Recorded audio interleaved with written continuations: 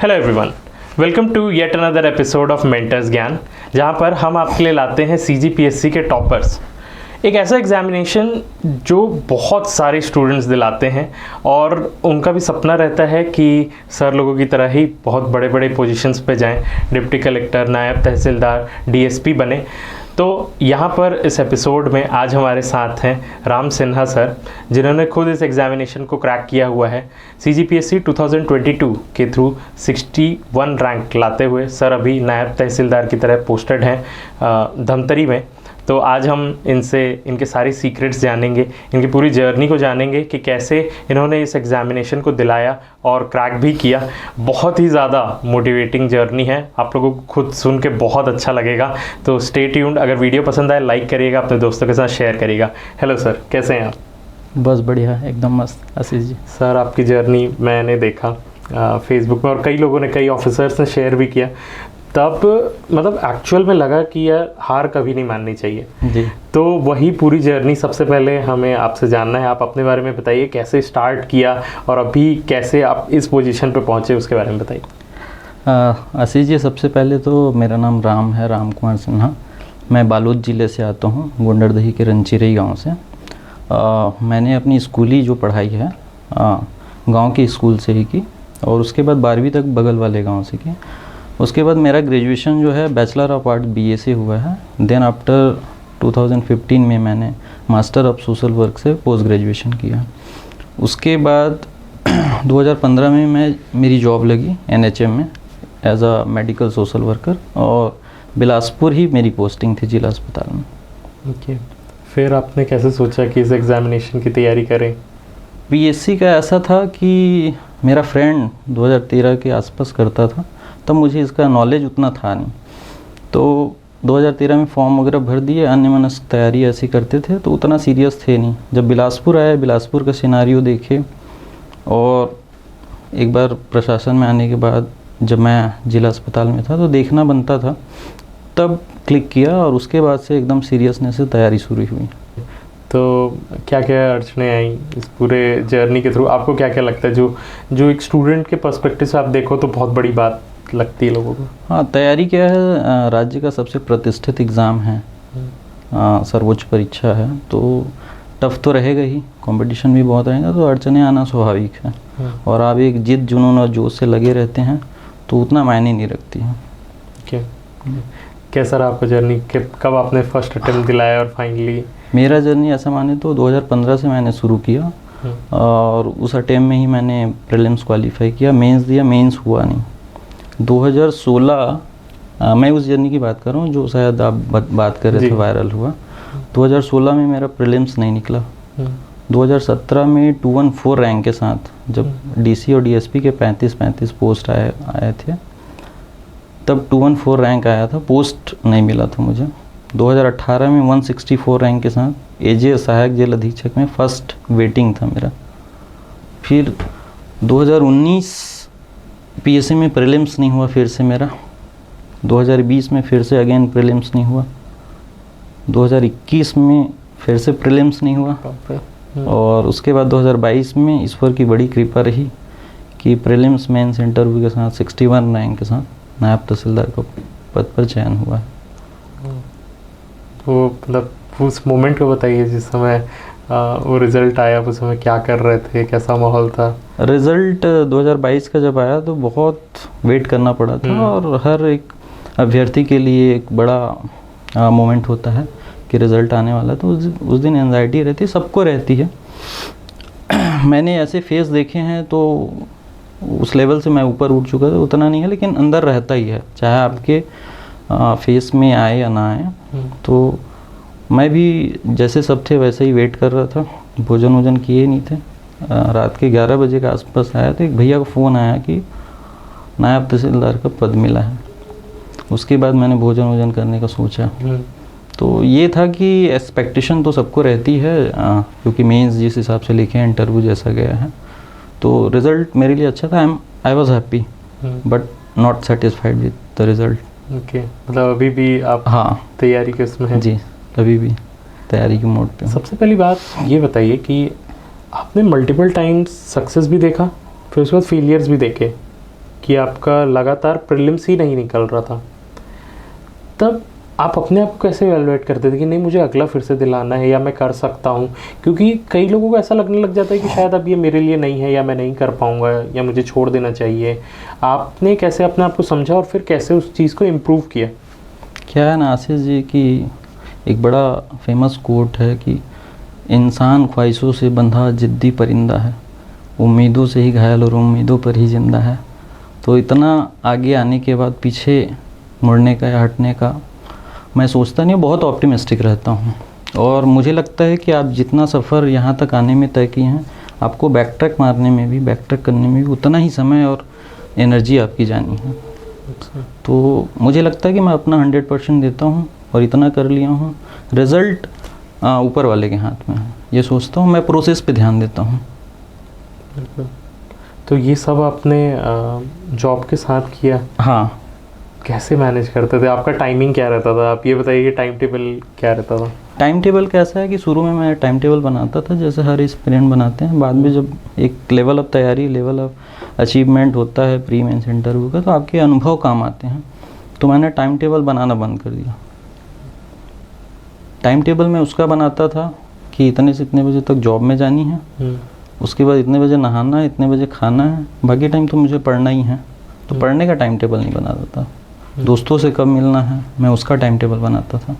क्या रहता था आपका जॉब का टाइमिंग? क्या रहता था? जॉब का टाइमिंग सुबह 8 से 2 रहता था। कई बार चेंज भी होते थे। तो 8 से 2 सुबह तो टाइम मिलता नहीं था।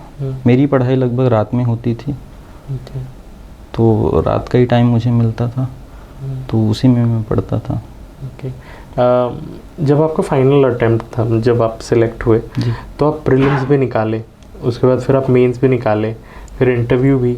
किसी फेज़ में ऐसा लगा कि मतलब क्या चेंज करना चाहिए, क्या इम्प्रूव करना चाहिए? क्योंकि बहुत समय से आप मेंस दिलाए नहीं थे, तो क्या चेंज किया? और ख़ासकर जब आप इंटरव्यू में गए होंगे तब आप देखे होंगे कि इतने सारे लोग हैं जो मल्टीपल टाइम्स इंटरव्यू दिला ही रहे हैं, और उस समय आपकी क्या फीलिंग थी?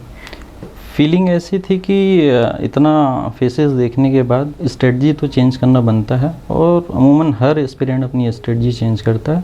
तो मुझे ये लगता था कि मेरा स्ट्रेंथ क्या है।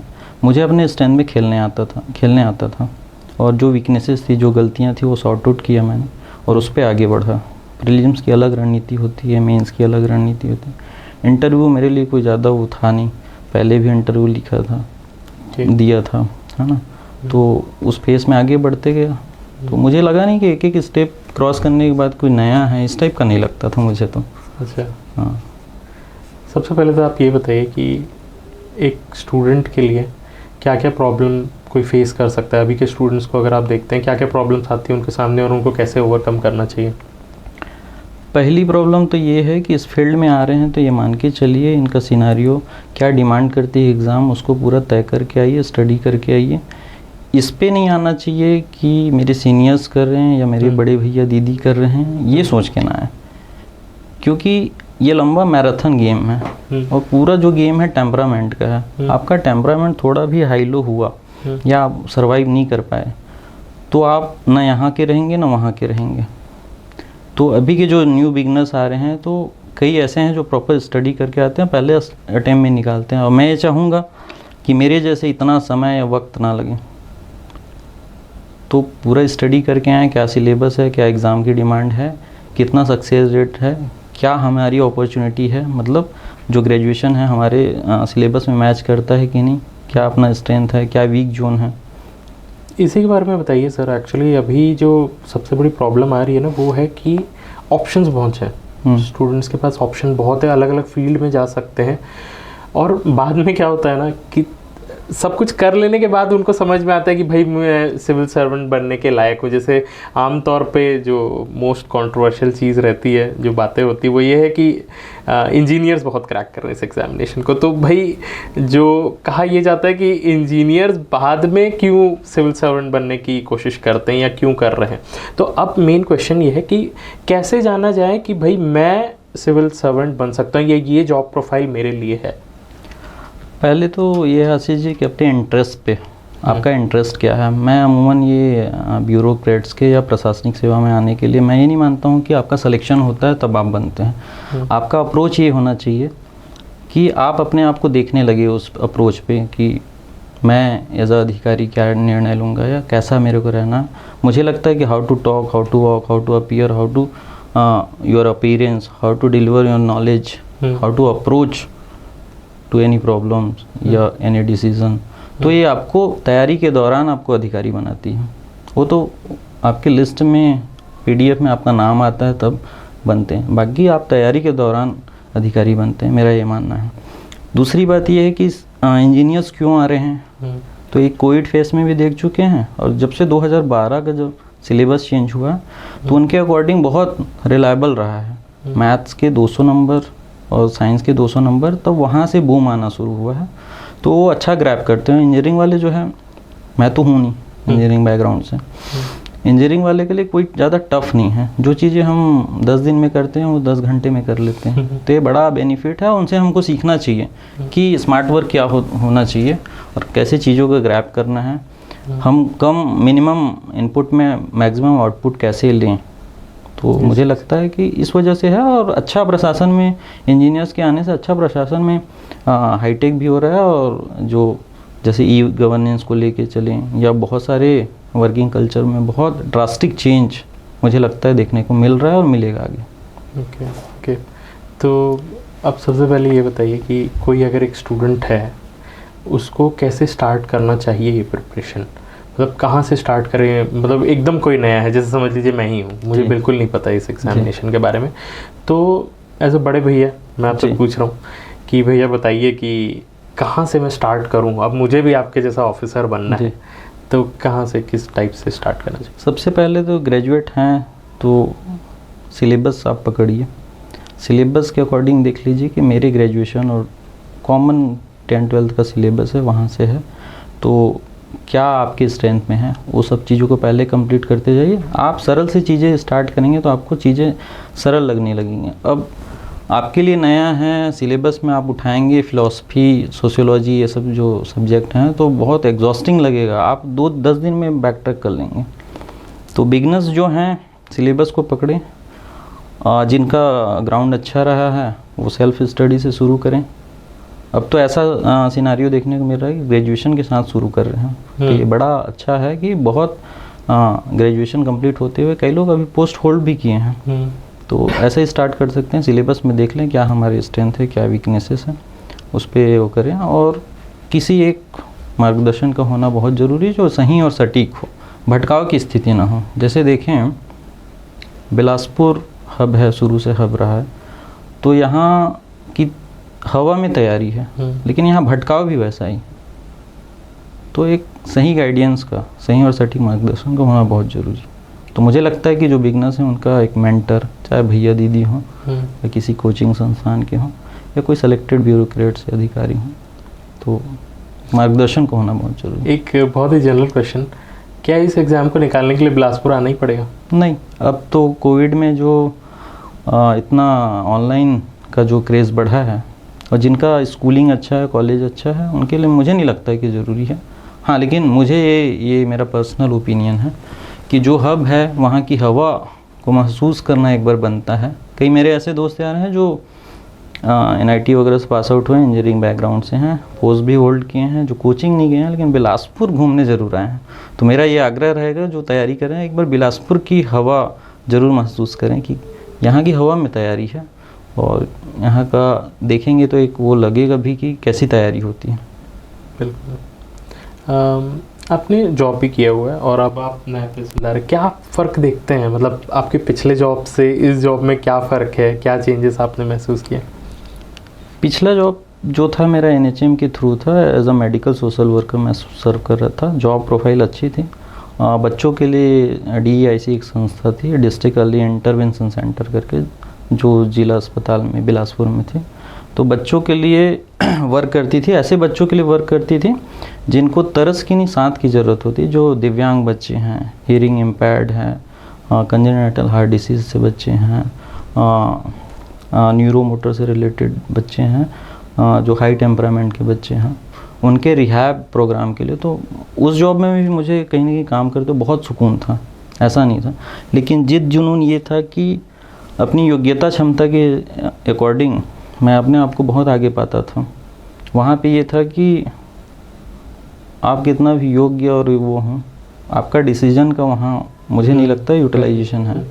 जबकि प्रशासन में आप इतना राज्य का प्रतिष्ठित एग्ज़ाम क्लियर करें तो आपका कहीं ना कहीं डिसीजन मायने रखता है। तो अभी तो मैं ट्रेनिंग पीरियड में हूँ, तो उतना मैं अपना अनुभव नहीं बता पाऊँगा कि दोनों में क्या कंपैरिजन है। लेकिन कहीं ना कहीं पीएससी से निकाला हुआ एग्ज़ाम का अलग वैल्यू होता है। सोशल स्टेटस में आप क्या चेंज देखते हैं? मेरे सोशल स्टेटस नहीं, मुझे उतना कुछ फ़र्क ज़्यादा पड़ता नहीं कि हाँ पूछ पर रखी बढ़ जाती है, लेकिन ऐसा भी लगता है कि मुझे बहुत लोग ऐसे हैं जो जानते नहीं हैं, ऐसा है। और मैं कोशिश करता हूँ कि सिंपल रहना मुझे ज़्यादा अच्छा लगता है। और ये भी है कि being simple is not that simple, it's too tough. तो सरल सहज रहना ज़्यादा अच्छा है।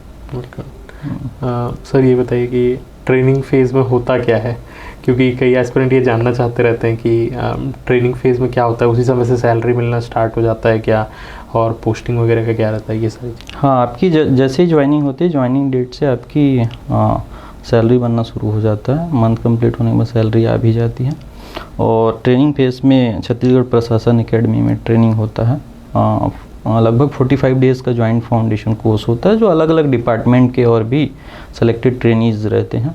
तो उनके साथ कोऑर्डिनेट करते हुए आपको कई विभाग इंटर रिलेटेड भी होते हैं, तो वहीं पे सिखाया जाता है कि कौन से विभाग का कैसे काम होता है। और एक बॉन्डिंग भी होती है, आगे प्रशासन में आप जाएंगे तो एक दूसरे का हेल्प भी लेना पड़ता हो और कोऑर्डिनेशन भी करना पड़ता है। तो ये जॉइंट फाउंडेशन कोर्स है। और जैसे अभी हम लोग इंडक्शन ट्रेनिंग में है, तो ये डिपार्टमेंटल हो जाता है।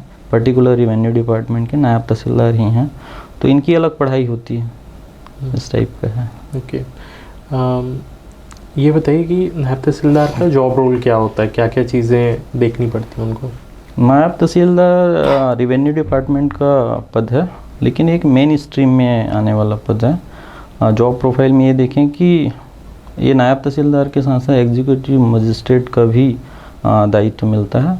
तो जो power as a executive magistrate जिला में कलेक्टर को है, सब डिवीज़न में एसडीएम को, वैसे ही आपके तहसील में तहसीलदार नायब तहसीलदार के हैं। नायब तहसीलदार जो है तहसीलदार का एक असिस्ट करने के लिए होता है, जो वर्क प्रोफाइल तहसीलदार का तहसील में रहेगा, उनके एब्सेंस में या उनके साथ नायब तहसीलदार रहता है। तो आपका भी कुछ फील्ड वर्क वगैरह हुआ? नहीं, अभी फील्ड वर्क में हम लोग ज्वाइनिंग अक्टूबर में लिए, तो इलेक्शन में ही ड्यूटी था। उसके बाद फाउंडेशन ट्रेनिंग में, उसके जस्ट आफ्टर उसमें आ गए इंडक्शन ट्रेनिंग में। तो अभी उतना फील्ड एक्सपीरियंस है नहीं। फील्ड एक्सपीरियंस नहीं, ओके। सर ये बताइए कि मेंस की तैयारी कैसे करनी चाहिए, क्योंकि बहुत सारा राइटिंग वाला पार्ट रहता है, तो कब आप कैसे प्रैक्टिस किया करते थे और किन चीज़ों का ध्यान रखना चाहिए?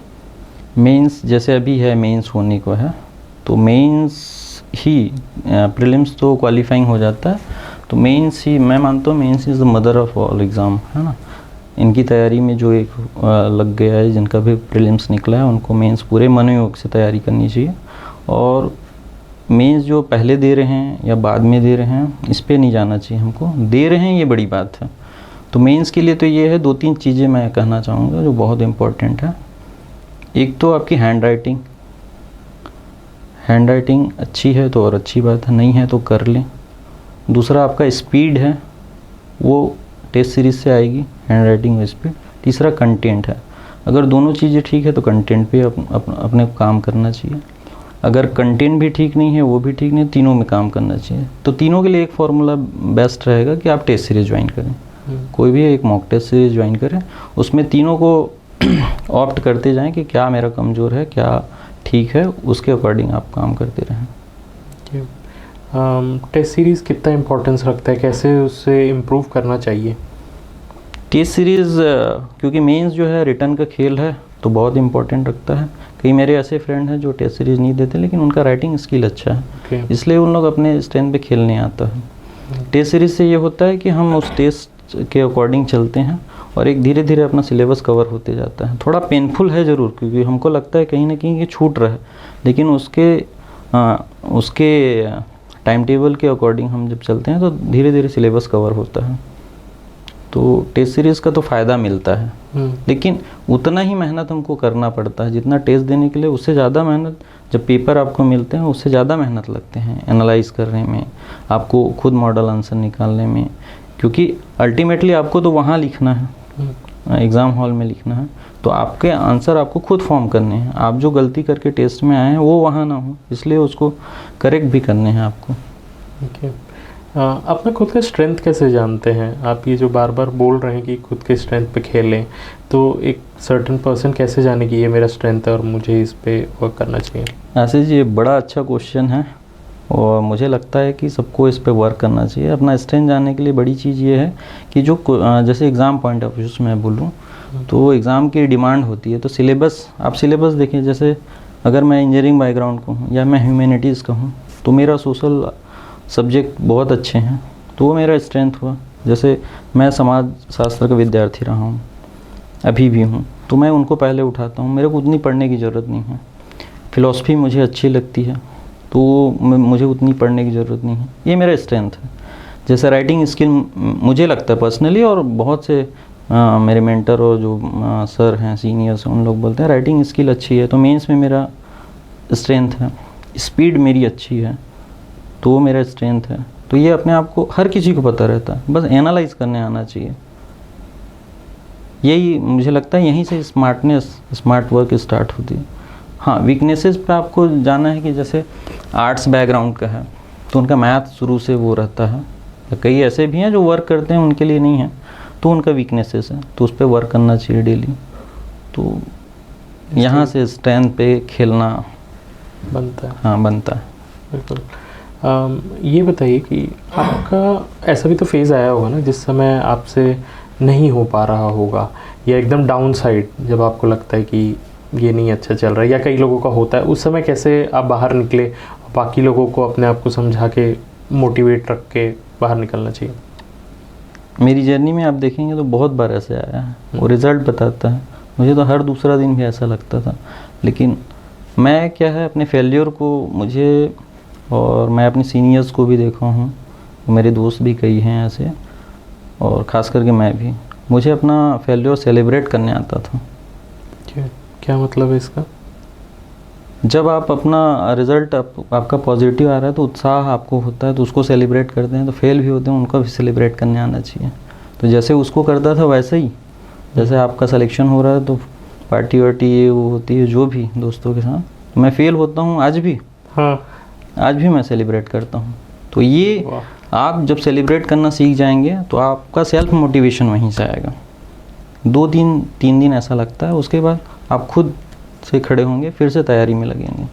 क्योंकि मुझे लगता है कि पीएससी की जर्नी पूरे सांप सीढ़ी का है। आप 99 में पहुँचे, वहाँ से डंग मारा, फिर आप 0 में, फिर आपको चढ़ना पड़ेगा। तो आपको पेशेंस जो है, पूरा गेम जो है पीएससी का, और पीएससी का जो लेटर स्टैंड करता है पीएससी पी फॉर पेशेंस, तो आपको कहीं ना कहीं बनाए रखना पड़ेगा। Patience must. ये बहुत अच्छा टॉपिक आपने ना छेड़ा है।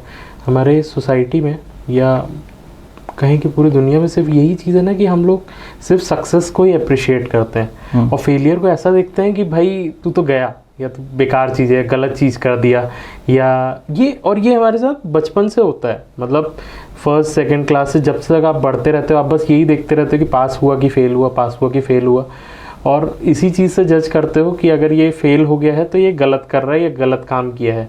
आपने जो ये पॉइंट कहा कि सेलिब्रेट करना उसको भी ज़रूरी है, ये तुरंत उस चीज़ को भी पॉजिटिव डायरेक्शन में लेके जाता है कि भाई हाँ, सक्सेस भी मिलती है, फेलियर भी मिलता है, और फेलियर के लिए बिल्कुल उस चीज़ को नकार नहीं देना चाहिए कि ये कभी नहीं मिलेगा जी।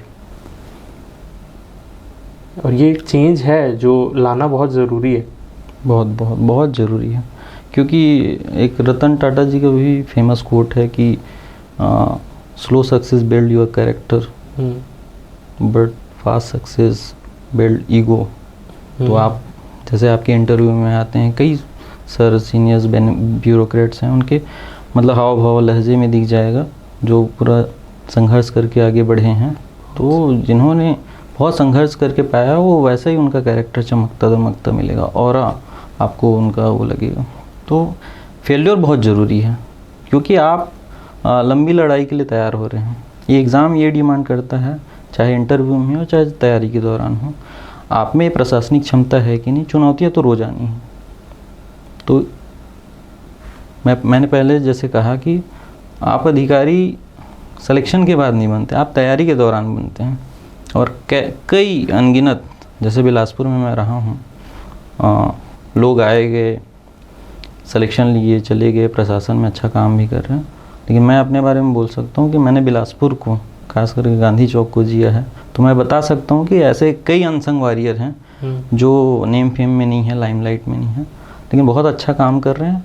और कई ऐसे हैं जो अभी पोस्ट नहीं लिए लेकिन अभी भी संघर्षरत हैं। तो कहीं ना कहीं उनकी भी जर्नी आगे आएगी, आनी चाहिए।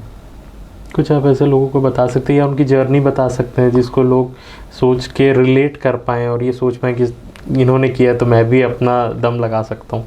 जैसे मेरी जर्नी, बहुत लोग आप जैसे बता रहे हैं कि शेयर किए ये वो, तो 2015 से लगा रहा, 22 में क्रैक हुआ। तो एक लंबी जर्नी मेरी भी रही है ना। और कईयों की जर्नी मैं देखता हूँ तो उनके सामने मैं अपने आप को बो ना पाता हूँ। जैसे अपने साथ अपने बैचमेट है पारस शर्मा सर हैं, उनकी जर्नी ऐसी है कि हमने तो कुछ खोया नहीं, उन्होंने बहुत कुछ त्याग करके खो के, और जिनकी क्षतिपूर्ति हो भी नहीं सकती है। और उनकी जर्नी ऐसे रही है कि आप सुनेंगे तो गूज़ बम्प हो जाएंगे, रोंगटे खड़े हो जाएंगे, ऐसी जर्नी भी है। और आज भी वो उसी शिद्दत, उसी जुनून, उसी जोश से आज भी लगे हुए हैं, अभी भी मेंस देने वाले हैं। क्योंकि उनको पता है, अपनी स्ट्रेंथ पता है, वो डिज़र्व करते हैं जो पोस्ट, चाहे डिप्टी कलेक्टर बोले या राज्य प्रशासनिक सेवा का सर्वोच्च पद बोले, वो अपने आप को उस पद में देखते हैं, ऐसे लोग हैं।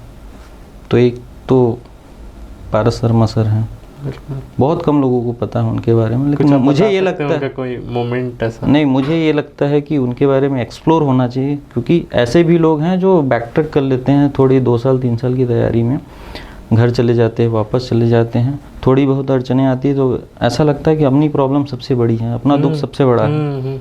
तो ऐसे लोगों की जर्नी को, ऐसे लोगों का जो जी रहे हैं और तैयारी भी कर रहे हैं, ऐसे लोगों का के बारे में जानना बहुत ज़रूरी है। बहुत सही सर। मैं खुद थोड़ा सा कुछ शेयर करना चाहूँगा जी। कुछ दिनों पहले ही मुझे एक सर मिले, अभी उनका सिलेक्शन नहीं हुआ, 5 बार मेंस दिला चुके हैं। अपनी तैयारी के दौरान मतलब एक बारटेंडर की तरह काम करते थे एक होटल में।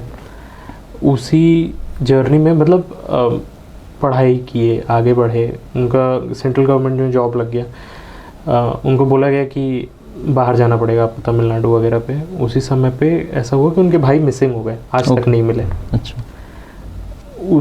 उस चीज़ के सदमे में उनकी जो मम्मी है वो सुसाइड कर ली। ओह। वो अपना सेंट्रल गवर्नमेंट का अच्छा खासा 40-50 हज़ार का जॉब छोड़ के आ गए। फिर सोचे कि अब मैं तैयारी करूँगा करके, और अभी लगे हुए कंटिन्यूस। और भी मतलब ये तो 1-2 चीज़ें। इसके बाद मैं चाहूँगा कि जिस दिन उनका सिलेक्शन वो ज़रूर आएंगे यहाँ पे, उनका नाम वगैरह सब मैं रिवील करूँगा। तो ये सब पूरी चीज़ें सुनने के बाद बस ये लगा ना कि भाई ये है स्ट्रगल। मतलब आप, इसीलिए ये चीज़ मुझे बहुत ज़्यादा पसंद है कि जब आप इंटरेक्ट करते हो ना लोगों के साथ, तो आपको समझ में आते हैं कि ना हमेशा कि बिल्कुल जो भी मिला है बहुत अच्छा मिला है, बहुत अच्छा हो रहा है। और ये भी नहीं है, इतना सब होने के बाद भी वो इसी चीज़ को कहते हैं कि जो है अच्छा है। बताइए। बहुत ऐसे बहुत कहानियाँ बिलासपुर के गलियों में, ऐसे बहुत ऐसे लोग हैं जो लगे हुए हैं और पोस्ट वगैरह पाने के बाद भी बहुत विनम्रता के साथ, बहुत विनम्र होकर आज भी अच्छा काम कर रहे हैं। मुझे ये बताइए आपका इंटरव्यू एक्सपीरियंस कैसा था इस बार का? हर बार का बता दीजिए, शुरू से बता दीजिए। मेरा इंटरव्यू का फेस ऐसा रहा कि मुझे जहाँ तक लगा, पहले भी मैंने बहुत इंटरव्यूज़ दिए हैं, पहले भी बहुत तैयारी वगैरह करता था। शुरुआत में स्कूलिंग के दौरान आफ्टर 10th 12th वगैरह में एयरफोर्स वगैरह में भी मैंने ट्राई किया, तो इंटरव्यू तक मैं पहुँचा हूँ।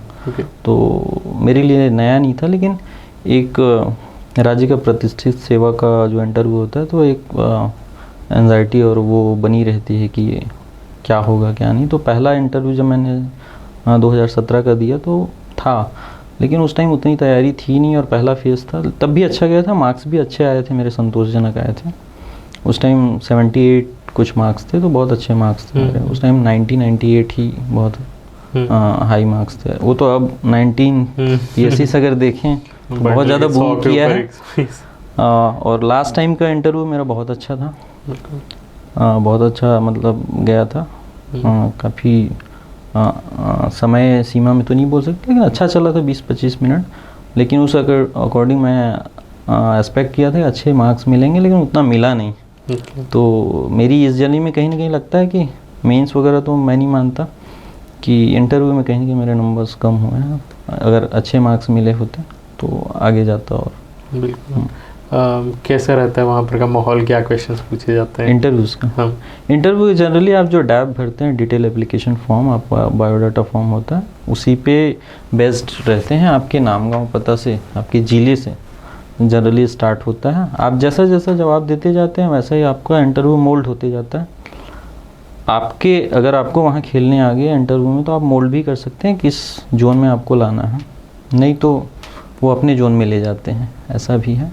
तो जनरली बायोडाटा अगर जॉब प्रोफाइल से रिलेटेड है, जॉब से रिलेटेड क्वेश्चन, पहले से अगर पोस्ट वगैरह होल्ड किए हैं छत्तीसगढ़ PSC का, तो उसके जॉब प्रोफाइल पे, उसके वर्किंग कल्चर पे आपका लास्ट में ये होता है कि अभिरुचियाँ वाला कॉलम होता है, हॉबीज़, तो उस पर क्वेश्चन बनते हैं।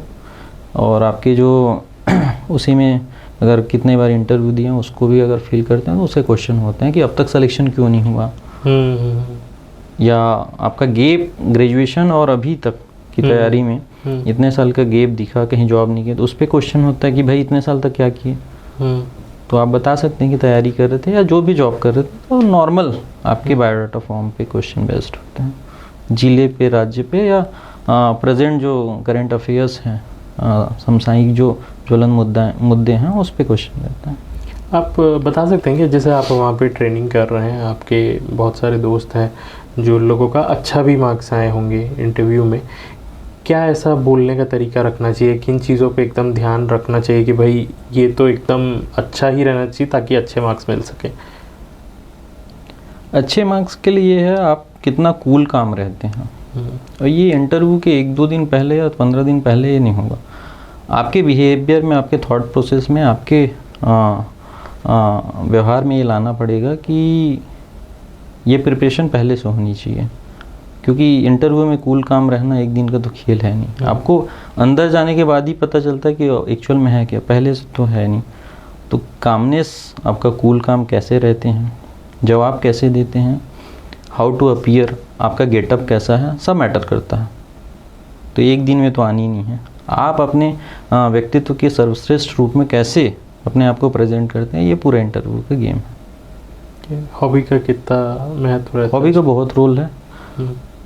आप जो हॉबी डाल रहे हैं उसमें जी रहे हैं, आप डेली बेसिस पे उस पर कर रहे हैं और करते आए हैं, तो आप बेहतर बता पाएंगे अपने बारे में, अपनी हॉबी के बारे में। तो मुझे लगता है कि बिल्कुल उसको भरना चाहिए।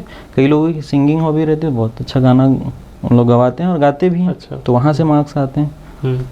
कई का हॉबी गार्डनिंग वगैरह रहती है, प्लांट नेम। कई जो इंटरव्यूअर हैं वो फॉरेस्ट डिपार्टमेंट के भी IFS वगैरह होते हैं, तो उनके जोन में आ जाते हैं, तो वहाँ से नंबर गेन होते हैं। तो हॉबी का बड़ा रोल है। और एज अ एडमिनिस्ट्रेटर आप कल के डेट में प्रशासन में आने वाले हैं, तो आपकी हॉबी होनी चाहिए और रखनी भी चाहिए, चाहे जिस भी फील्ड में। अगर किसी की कुछ हॉबी है ही नहीं, मतलब या उनको ऐसा कंसिडरेबल समझ में नहीं आता है कि भाई ये प्रॉपर मेरी हॉबी, जैसे कुछ लोगों का वो हो जाता है कि मूवी देखना अच्छा लगता है, दिन भर वेब सीरीज ही देखते रहते हैं, तो क्या वो उनकी हॉबी की तरह हो सकती है? कई ऐसे मेरे मित्र हैं जो मूवी देखना, गाने सुनना, ये भी हॉबी डाले हैं। अब सुनने वाले को तो गाना गवाएंगे नहीं, यही पूछेंगे कि क्या हॉबी, क्या गाना अभी सुने हो, क्या अभी लेटेस्ट गाना चल रहा है। अगर आपकी हॉबी है ही नहीं, आप जवाब नहीं दे पाएंगे, ऐसा आपको लगता है तो मत भरिए। मैंने जैसे 2017 का इंटरव्यू दिया था, तो मैंने उस टाइम भरा नहीं था, तो उस पर कोई क्वेश्चन ही नहीं हुआ, क्योंकि मेरा डिटेल एप्लीकेशन फॉर्म जो था, बायोडाटा फॉर्म पूरा भरा हुआ था। ग्रेजुएशन भरा था, पोस्ट ग्रेजुएशन था, जॉब प्रोफाइल था, तो वहीं तक सिमट गया मेरा इंटरव्यू जो है। अपने अकॉर्डिंग पूरा रखा जा सकता है। जी सर, स्टूडेंट्स कई सारे कमेंट करते हैं कि फोकस करने में बहुत ज़्यादा प्रॉब्लम आ रही है। आई थिंक अभी के जनरेशन में प्रॉब्लम यही हो गया है कि जो सिर्फ फोकस रह लिया वो पेपर निकाल लेगा, ऐसे कई लोगों का कहना है।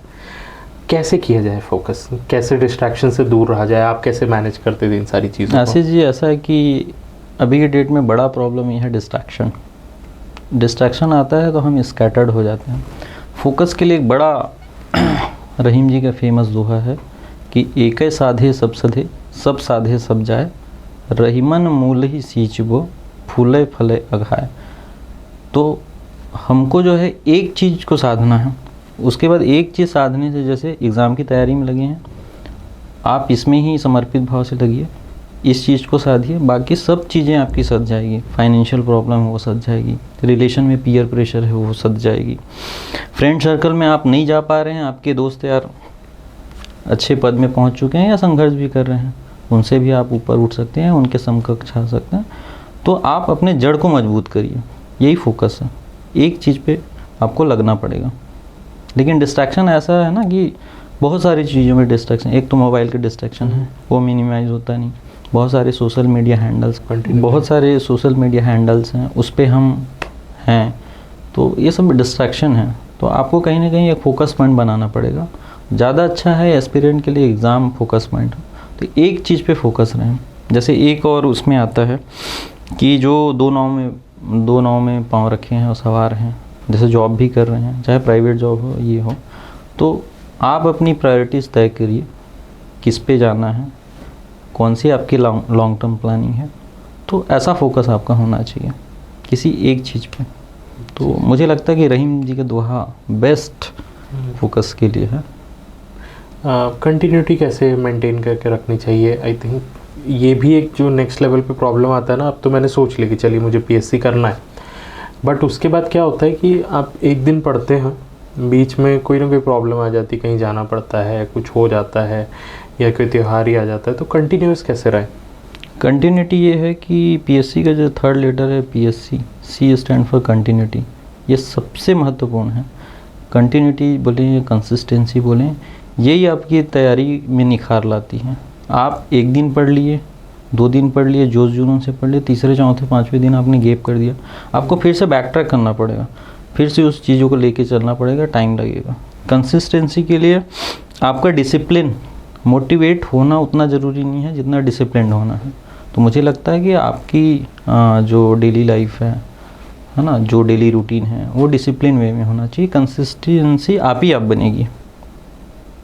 आप डेली का टारगेट चेस करिए, आप अपने रूटीन बनाइए कि इतना पोर्शन में ख़त्म करना है, इतनी चीज़ें करना है, इतना टेस्ट सीरीज़ लगाना है, इतना मॉक टेस्ट लिखना है या मेंस का टेस्ट लिखना है, तो कंसिस्टेंसी वहीं से आएगी। आप अगर अपने टारगेट को चेस कर लिए तो उसके अकॉर्डिंग आपका डेली रूटीन बनेगा, उस तरीके से आप इम्प्रूव कर सकते हैं।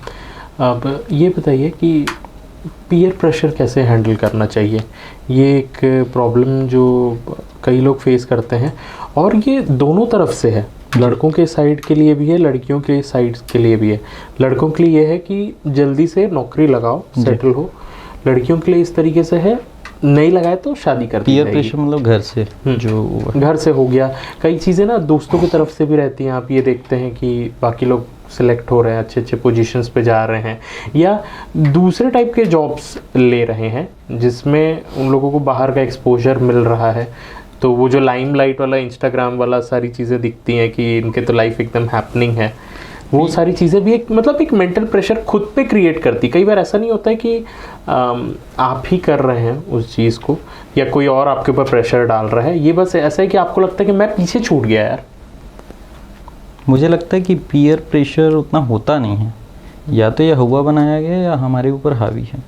जब हम किसी चीज़ पे, या हमारे मदर, फादर, पेरेंट्स, अपने दोस्त यार, या हम खुद, जब एक्सपेक्टेशन हम ज़्यादा पाल लेते हैं तब ये क्रिएट होना शुरू होता है।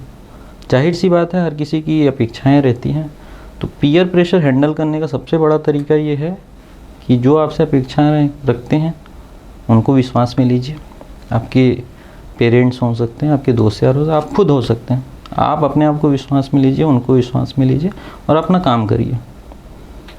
एक पॉइंट पे फोकस होइए। आप अपना स्ट्रेंथ जानते हैं, कितना मुझे टाइम देना है, कितना टाइम लगना है। क्योंकि जैसे पीएससी की बात करें तो मैराथन गेम है, 3 स्टेजेस का एग्ज़ाम है और अभी तो कोर्ट भी एक चौथा चरण बनने लग गया है कि इसके बिना कोई मामला सुलझ नहीं रहा। तो इसके लिए तो आपको पूरा मनोयोग से प्रिपेयर होना पड़ेगा। तो पीयर प्रेशर जब आप तुलनात्मक रूप से आते हैं, जैसे आपके फ्रेंड सर्कल में कोई निकलते हैं तो एक क्रिएट होना शुरू होता है। तो अपेक्षाएं कम पालिए, मेहनत ज़्यादा कीजिए, बल्कि यहाँ से मोटिवेट ही होइए कि हमको अभी जल्दी निकलना है। और दूसरी बात ये है जो पेरेंट्स का है, तो पेरेंट्स के लिए है, आपका बालक है, आपकी बच्ची है, आपसे ज़्यादा कौन समझेगा उनके स्ट्रेंथ वीकनेस को? कोई पड़ोसी तो समझ नहीं सकता। तो आपको विश्वास करना पड़ेगा, टाइम दीजिए। हाँ, लेकिन हमारी भी ये नैतिक जिम्मेदारी बनती है कि जितना टाइम हमने मांगा है उस पर खरा उतरने का प्रयास कीजिए। आप अपना काम कर सकते हैं, कर्म कर सकते हैं, बाकी आप ऊपर वाले पे छोड़िए। लेकिन ये है कि जो आपसे अपेक्षाएं रखें उनको निराश या दुखी मत करिए। तो मुझे नहीं लगता कि पीयर प्रेशर कहीं बनेगा। हाँ, टाइम सिचुएशन के अकॉर्डिंग टाइम ज़्यादा लग रहा है, क्योंकि पीएससी खेल ही ऐसा है कि आप प्री निकाल रहे हैं, मेंस में रुक जा रहे हैं, मेंस निकाल रहे हैं, इंटरव्यू में रुक जा रहे हैं। तो धीरे धीरे क्या है ना, आप जब आपके पेरेंट्स हैं, आप बात करते हुए विश्वास में लाते हैं, उनको भी समझ में आता है कि हाँ नहीं, टाइम देना चाहिए। या एक पॉइंट के बाद आपको खुद में समझ में आ जाएगी कि मेरे को प्लान बी पे वर्क करना चाहिए। ये भी ज़रूरी, प्लान भी कितना इम्पोर्टेंट है सर, और कब इस चीज़ के लिए स्टार्ट कर देना चाहिए? क्योंकि जैसे आप इसके एक बहुत सटल एग्जांपल रहेंगे कि एक लंबे फेज़ आपने दिया है और इसी में कई लोग सिर्फ इसी चीज़ को करने के लिए आते हैं बिलासपुर। तो कब ये जान जाना चाहिए कि अब मुझे किसी चीज़ के साथ करना है या फिर मुझे ये छोड़ के कुछ और ही कर लेना चाहिए? जैसे मैं normal lower middle class family से आता हूँ, तो जॉब लगा एक बड़ा अचीवमेंट हो जाता है फैमिली के लिए, खुद भी के लिए। वो तो बाद में जब जॉब में आते हैं तो उनका वर्किंग कल्चर, वर्किंग स्टाइल पता चलता है। तो मेरा प्लान बी तो ऑलरेडी था, लेकिन मैं प्लान ए पे वर्क कर रहा था कि नहीं, इसे आगे बढ़ना है, अपनी योग्यता क्षमता के हिसाब से बढ़ना है। तो मुझे लगता है कि अगर जो जोश जुनून जिद लेके आए हैं उनके लिए प्लान बी की ज़रूरत नहीं है। जो सपने को जीना और उस पर वर्क करना चाहते हैं, जैसे मेरे हिसाब से मैं खुद हूँ, मेरा प्लान बी ऑलरेडी तैयार था। लेकिन बीच में ऐसा हुआ कि मुझे जहाँ तक याद है 17 अक्टूबर दिवाली जस्ट दूसरे दिन 2020 तैयारी के दौरान मैंने इतना अति मचा दिया था, या जो भी बोले, कि मुझे नौकरी से टर्मिनेट भी कर दिया गया, सेवा समाप्त कर दिया गया था मेरा। चीज़ें ठीक है, लेकिन जो वे ऑफ टर्मिनेशन था वो गलत था मेरे लिए। तो मेरा दोस्त उस टाइम पूछता था, जब 21 पीएससी का एग्ज़ाम में प्रीलिम्स नहीं निकला, तो मुझे बोलता था कि मेरा अच्छा दोस्त था, अभी भी मेंस लिख रहा है, तो बोलता था कि प्लान बी क्या है? तो मेरा एक ही कहना है कि भाई तेरे को सब पता है, मैं प्लान बी छोड़ के यहाँ आया हूँ, उस पर काम करो। तो मेरा क्या प्लान बी? मैं तो जोश जुनून लेके आया हूँ। लेकिन जिनके पास लंबा संघर्ष, पेशेंस और एक मैराथन गेम के लिए प्रिपेयर नहीं है, उनके लिए प्लान बी होना चाहिए। क्योंकि is to maintain balance in life. आपका प्लान बी आपकी लाइफ को बैलेंस करने के लिए बहुत ज़रूरी, ताकि वो प्रेशर क्रिएट हो। हाँ, क्योंकि हर किसी की, मुझे नहीं लगता हर किसी की बात है कि प्रेशर हैंडल कर पाए। अब की सिनारियों में तो और बहुत ज़्यादा। और भी जैसे लड़कियों के साथ प्रॉब्लम आती है कि शादी का एक इशू आता है, उस चीज़ को कैसे टालना चाहिए या कैसे समझाना चाहिए? लड़कों के साथ भी, लड़कियों के साथ भी, ठीक है, खासकर लड़कियों के साथ ज़्यादा देखने को मिलता है। या तो आप टाइम लेके आएँ, या तो आपकी तैयारी में वो निखार दिखनी चाहिए। हर बार प्रीलिम्स फेल हो रहा है, घर में भी बोल रहे, तो भी गलत है। हाँ। कहीं आपका अचीवमेंट दिख नहीं रहा है, तो आपकी तैयारी आपकी बताएगी कि, और ये जो कम्युनिकेशन है आपका 2 वे कम्युनिकेशन है, आपके और आपके घर वालों के बीच। तो म्यूचुअल अंडरस्टैंडिंग यहाँ पे काम आएगी। आप इनका हवाला दे रहोगे, मेरे दोस्त निकल रहे हैं तो मेरे में भी कैपेबिलिटी है, वो तो आपके मदर फादर भी जानते हैं। आपको लग रहा है कि है इस बार निकल जाएगा, इंट्यूशन आ रहा है, तो आपको करना चाहिए, टाइम टेकिंग लेना चाहिए और फिजिकली मेंटली आपको मेंटेन रहना होगा, क्योंकि आगे कहीं ना कहीं आपको शादी करनी है, ब्याह करना है, जो भी करना है। तो ये मैं मानता हूँ म्यूचुअल अंडरस्टैंडिंग है पेरेंट्स और जो भी एस्पिरेंट हैं। प्रेशर तो क्रिएट होना है, आप कैसे हैंडल करते हो ये मैटर करता है। मल्टीपल अटेम्प्ट्स अगर आप फेल हो जाते हो उसके बाद भी क्या सोच के आपको मूव करते रहना चाहिए, जैसे आपके साथ हुआ जी। 1 2 3 बार लगातार आपका प्रीलिम्स नहीं निकला, फिर भी ऐसा क्या सोच के आप लगे हुए थे? मेरी जर्नी में ये देखने को तो मिलता है, मैं ये मानता था कि इतना दूर आ गए हूँ तो थोड़ा नहीं सही पेशेंस आपको बना के रखना पड़ेगा। कई बार क्या होता है, हम कितना भी मेहनत कर लें, या मेरी लाइफ की एक सिंपल फिलॉसफी रही है, अपना जो काम है वो कर सकते हैं, देने वाला ऊपर वाला है। तो इसी में वो कबीरदास जी का एक बड़ा अच्छा वो आता है कि धीरे धीरे रे मना धीरे सब कुछ होए, माली सींचे 100 घड़ा ऋतु आए फल होए। आप कितना भी उसमें पौधे में पानी डाल लीजिए, जब ऋतु उनका आएगा, सीज़न जब आएगा तभी वो फल लगेगा। तो आप अपना कर्म करते रहिए, पेशेंस बना के रखिए, ठान लिए तो उस पर बने रहिए, अटल रहिए। सर कुछ और इम्पोर्टेंट क्वेश्चन है, जैसे स्टूडेंट्स को ये एक बहुत बड़ा डाउट लगता है कि कैसे अपने फ्रेंड सर्कल को मैनेज करना चाहिए, ये भी कि कैसे फ्रेंड्स बनाने चाहिए, कितने लिमिट तक आपको एंजॉय करना चाहिए, क्योंकि ऐसे बहुत सारे टॉपर्स हैं जो सब कुछ करते हुए भी पेपर को निकाल लिए, कई लोग ऐसे रहते हैं जो बिल्कुल आइसोलेटेड रह के करते हैं, तो क्या सही है? सबसे पहले तो आशीष जी ऐसा है कि फ्रेंड्स बनाए नहीं जाते, बन जाते हैं। चाहे आप कोचिंग में हो, चाहे लाइब्रेरी में हो, चाहे जैसे भी हो, तो वो टाइम लेता है और बाउंडेशन कैसे कैसे होती है आपको खुद पता नहीं चलता है। तो तैयारी के दौरान ऐसा है कि मुझे लगता है बहुत कम फ्रेंड बनाए, रेयर बनाए, अच्छे बनाए और ऐसे बनाए जो आपको राइज करे, साथ ग्रो करे। और मुझे लगता है फ्रेंड सर्कल ज़्यादातर सेम पृष्ठभूमि वालों की ही बनती है, सेम थॉट प्रोसेस वालों की बनती है, जिनकी थिंकिंग मैच होती है। तो बहुत कम बनाए, उंगली में रखें, वो आपके दुख सुख में खड़े मिले। जैसे मेरे फ्रेंड्स हैं, मैं तो नाम लेने से भी गुरेज नहीं करता हूँ, कि जैसे मेरा मित्र है सुजीत, तो ऐसा है कि जैसे मेरा सिलेक्शन हो जाएगा, कोई एग्ज़ाम क्लियर होगा, तो बधाई मुझे आता नहीं लेकिन जिस दिन मैं फेल होता हूँ या मेरा प्रीलिम्स नहीं क्वालिफाई हुआ, मेंस नहीं हुआ, या जैसे भी इंटरव्यू में फाइनल सिलेक्शन नहीं हुआ, तो वो मेरे से डायरेक्ट नहीं पूछेगा, उसको कहीं लिस्ट से जहाँ कहीं से भी पता चलता है, वो दूसरे दिन या उसी दिन शाम में मेरे रूम में होता है वो। तो मैं आश्चर्य रह जाता हूँ कि मेरे ऐसे भी दोस्त हैं जो आपके उसमें खड़े हैं। हाँ, तो आपके दोस्त ऐसे होने चाहिए, उंगलियों पे हो लेकिन आपको बोलने की ज़रूरत ना पड़े, समझ जाए। जैसे स्कूल की दोस्ती यारी मेरी आज भी है, उनको बोलना नहीं पड़ता है, वो समझ जाते हैं कि इसके उसमें क्या चल रहा है, इसको क्या चाहिए, कैसा नहीं चाहिए।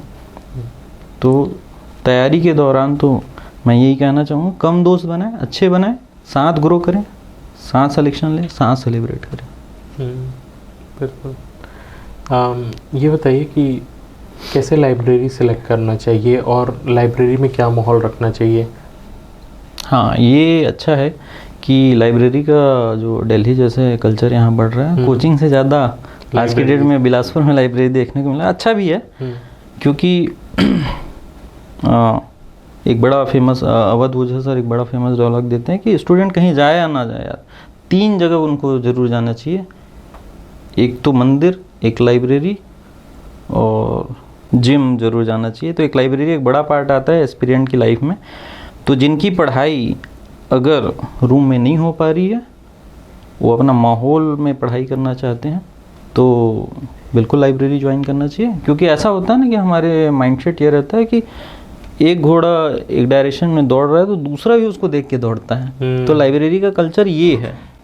हाँ, लेकिन उसके बनिस्बत ये है कि जैसे जिसको रूम में पढ़ना अच्छा लगता हो, एकांत में पढ़ना अच्छा लगता हो, तो बोल के पढ़ना अच्छा लगता हो, उसके लिए लाइब्रेरी कहाँ से? जैसे मेरे पॉइंट ऑफ व्यू से मैं उस फेस में लाइब्रेरी गया जब मेरा प्रीलिम्स नहीं निकला तो फेज़ ऐसा चला गया कि कुछ एग्ज़ाम ही नहीं थे। तो मेरा फ्रेंड था तो उसके साथ मैंने लाइब्रेरी ज्वाइन किया। तो 4 दिन तो मेरे को बैठने में लगे कि एक बड़ा सा वो लेके कोना लेके और वो स्लॉट लेके बैठना मेरा बड़ा अजीब लगता था। इधर से कोई खींच रहा है, चेयर खींच रहा है, डिस्टर्बेंस भी बहुत है, तो आपको मैनेज करने आना चाहिए। तो 4 दिन तो मैंने 4 नॉवेल ख़त्म किया लाइब्रेरी में, तब मेरी सीटिंग कैपेसिटी बढ़ी। और वहाँ मैंने लाइब्रेरी में नोट्स ही बनाए, मेंस के नोट्स वगैरह बनाए। ये बाकी बहुत अच्छा तरीका बताया। अगर हाँ। किसी को आदत नहीं है तो वो उस जगह पे जाके उस चीज़ को पढ़े जो उसको अच्छा लगे। हाँ, तो मैंने अपने रीडिंग मतलब बैठने की कैपेसिटी बढ़ाने के लिए या बैठने के लिए उस चेयर में 4 दिन तो मैंने नॉवेल ही पढ़े और ख़त्म भी कर डाले। क्योंकि मैं देखता था लोग 8 बजे से 8 बजे रात तक बैठे, ऐसा क्या पढ़ रहे हैं भाई। दूसरा बात यह है कि लाइब्रेरी अब जब भी वो करते हैं एक ट्रेंड में आ गया है कि, लेकिन हमको ये ध्यान देना चाहिए कि हमारा आउटपुट क्या है। कई ऐसे हैं जो आउटपुट बढ़िया लेते हैं, कई ऐसे हैं जो रूम में नहीं पढ़ पाते उनके लिए। जैसे मेरे केस में ये है कि इतने साल मेरे को बिलासपुर में हो गया तो लाइब्रेरी ज्वाइन कर दो, परिचय पहचान की बहुत मिल रही है। वॉशरूम भी गए तो कोई मिल गया, तो समय देना है, तब तक जो पढ़ा रहा वो वॉश आउट हो जाता था, तो मेरे फेवर में नहीं था। तो जैसे एग्ज़ाम आता तो मैं लाइब्रेरी छोड़ दिया। मैं ज़्यादा हार्डली 5 महीने गया हूँगा और उस फेस में गया हूँ जब एग्ज़ाम नहीं थे। तो ये आपका स्वविवेक है, सबके प्रोज एंड कॉन्स हैं, तो आप उस पर वो करिए, आपको अच्छा लगता है तो ज्वाइन करिए, ट्रेंड पे मत जाइए। कल्चर और ट्रेंड बहुत चल रहे हैं। ये एक ना हर चीज़ में है सर, मुझे ऐसा लगता है कंज्यूमरिज्म, चीज़ें दिखाना, जिस चीज़ की ज़रूरत नहीं है उस चीज़ को भी ले लेना, ये सा एक। क्योंकि चीज़ें क्या है, सोशल मीडिया और रील्स और जो भी शॉर्ट्स हैं, ये सब चीज़ें दिख रही है, मार्केटिंग स्ट्रेटजी है। अगर यूट्यूब में ही पढ़ना होता, हर यूट्यूबर या यूट्यूब जो देख रहा है हर कोई सिलेक्टेड होता। आप उतना ही पॉइंट वहाँ से पिक करिए, उतना ही काम का निकालिए, उसको नोट करिए, उसको पढ़ते जाइए। एक और चीज़ है सर, अभी डिस्कस करेंगे भी स्टडी मटेरियल के बारे में। स्टडी मटेरियल का भी ऐसा हो गया ना कि हर 1-2 महीने के बाद वॉल्यूम 1 वॉल्यूम 2 फिर से आ जाता है, नाम नहीं लेंगे, बट उसके वजह से लोग फिर से उस बुक को खरीदते हैं जिसमें एक हल्का सा अपग्रेडेशन रहता है। और ये भी आई थिंक मुझे लगता है कि मार्केटिंग का ही खेल है कि अब नया आ गया तो फिर से नया ले लो। तो नहीं, आप इसके बारे में क्या कहेंगे? आप तो नाम लेने से बच रहे हैं, मेरा तो उनसे जो भी हैं जैसे भी हैं, मेरा पर्सनल निवेदन रहा है और रहता भी है कि पुराने बच्चे तो समझ जाते हैं, नए बच्चे जो बिगनर्स आते हैं इतना मोटा 2-2 3-3 वॉल्यूम, और ये क्या होता है ना, जो बनाने वाले होते हैं उसमें अपग्रेडेशन जो हो रहा है, जो भी मिल रहा है डाल रहे हैं, उनको मज़ा आता है। सही एकदम फैक्ट बात बोलूँ तो उनको अच्छा लगता है। लेकिन यहाँ पुराने पढ़ने वालों को, हमारे जैसे को झाग निकल जाता है उसको पढ़ने में। जो चीज़ें हम अब जो हमारे जैसे छत्तीसगढ़ के पर्सपेक्टिव में लें, एक ट्राइब्स है PVTGs का, उसको 4 लाइन 10 लाइन पढ़ते थे, उसको 1.5 पन्ने पढ़ रहे हैं और छोटे फ़ोन में पढ़ रहे हैं, इतनी की ज़रूरत नहीं है। एक पब्लिशर्स का या बुक बनाने वाले का या अच्छे टीचर्स का ये काम होना चाहिए, मुझे जहाँ तक लगता है। मेरा निवेदन भी है कि आप चीज़ों को सरल और सिंपल करके दीजिए, या ये चीज़ें एग्ज़ाम से पहले आनी चाहिए, एग्ज़ाम के बाद उसमें डाली जाती है, ये कहाँ तक सही है। तो कंटेंट डालना ये ठीक है, लेकिन स्टूडेंट को ये भी चाहिए, जैसे मैं करता हूँ, मैं वही बुक उठाता हूँ, पिक करता हूँ मार्केट से, जिसको मैं रिवाइज कर सकूँ एग्ज़ाम पॉइंट ऑफ व्यू से। मोटी किताबें वो करने से, हाँ चीज़ें होनी उसमें अलग चीज़ है, लेकिन कहीं ना कहीं उनका भी वो है।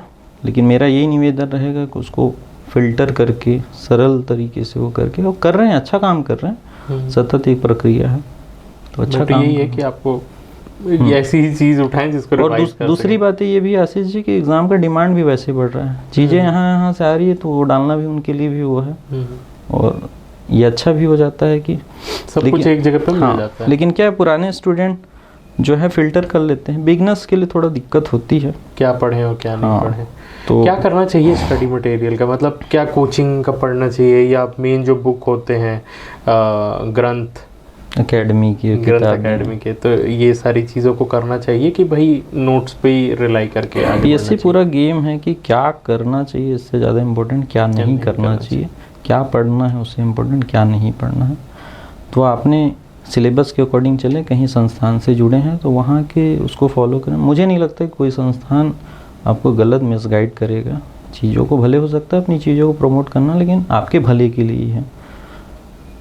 ऑथेंटिक सोर्स आप में कैपेबिलिटी है तो उसको पढ़िए, नहीं तो कोई भी बुक जो पब्लिशर्स निकाल रहे हैं, लोकल पब्लिशर्स जो हैं, वो पीछे आपका संदर्भ ग्रंथ दे दिया रहता है, कहाँ कहाँ से पॉइंट पिक किए, वहाँ से पढ़िए।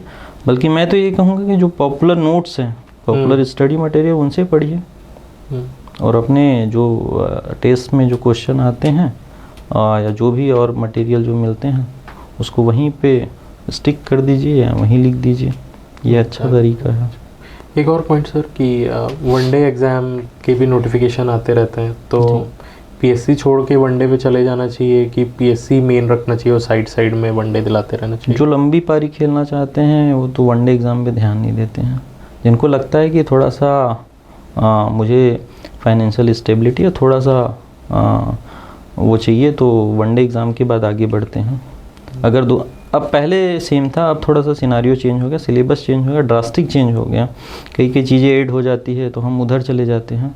तो दोनों में पाव नहीं रखना चाहिए। अगर उस टाइम फेस में हैं तो कोर सब्जेक्ट, जैसे कोर सब्जेक्ट जो मैच होता है उसको कवर करें उसमें। जैसे अभी जिसका प्रीलिम्स अभी क्लियर नहीं हुआ है, अभी हॉस्टल वार्डन का एग्ज़ाम है, तो उन कोर सब्जेक्ट को पढ़े जो उसमें भी काम आने हैं, इसमें भी काम आने हैं, बल्कि वो मेंस का ही पढ़ते रहे, वो तो बदलनी है नहीं। तो एक कर सकते हैं। तो कई सारी स्ट्रेटजी हैं जो कर सकता है, अगर आपका टाइम परमिट करता है तो किया जा सकता है जी। And last question sir, mains के लिए अब नोटिफिकेशन आ चुका है, मतलब प्रीलिम्स का रिजल्ट आ चुका है, तो मेंस वाले कैसे तैयार करें? मतलब क्या मेंस की तैयारी पहले से होती है या फिर ये जो 3-4 महीने का गैप रहता है उसमें किया जा सकता है? अभी भी है, जो बिगनर्स हैं उनके लिए भी अभी 3 महीने का वो बहुत होता है। आपका नोट्स पहले से बना होगा तो अच्छी बात है, नहीं है तो पॉपुलर स्टडी मटेरियल मार्केट से लेके आप तैयारी कर सकते हैं। नोट्स नहीं बना पा रहे हैं उसको हाईलाइट कर दीजिए, सिनॉप्सिस बनाइए, उसमें कर लीजिए। जिनका पुराने हैं उनके लिए कोई दिक्कत नहीं है।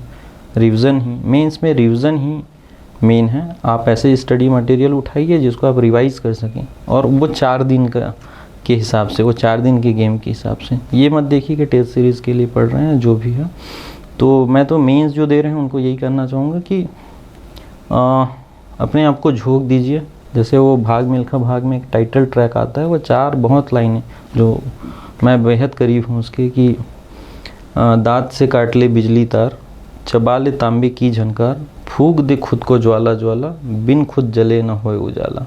तो आपको अपने आप को झोंक देना चाहिए, क्योंकि मेंस हर किसी को मिलता नहीं है लिखने, इस सिनारियों में तो और नहीं मिलता है।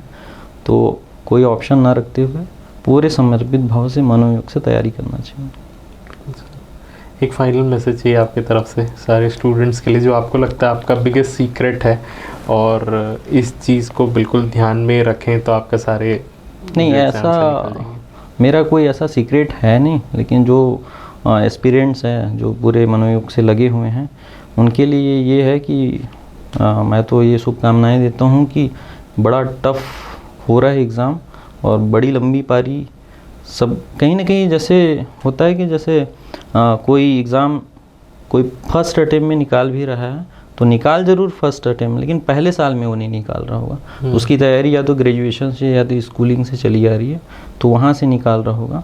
तो मेरी यही शुभकामनाएं रहेंगी कि अपना जोश जुनून उत्साह बना के रखें और बुरे मनोयोग से तैयारी करें, और अपने आप को एक अच्छे पब्लिक सर्वेंट के रूप में देखना शुरू करें।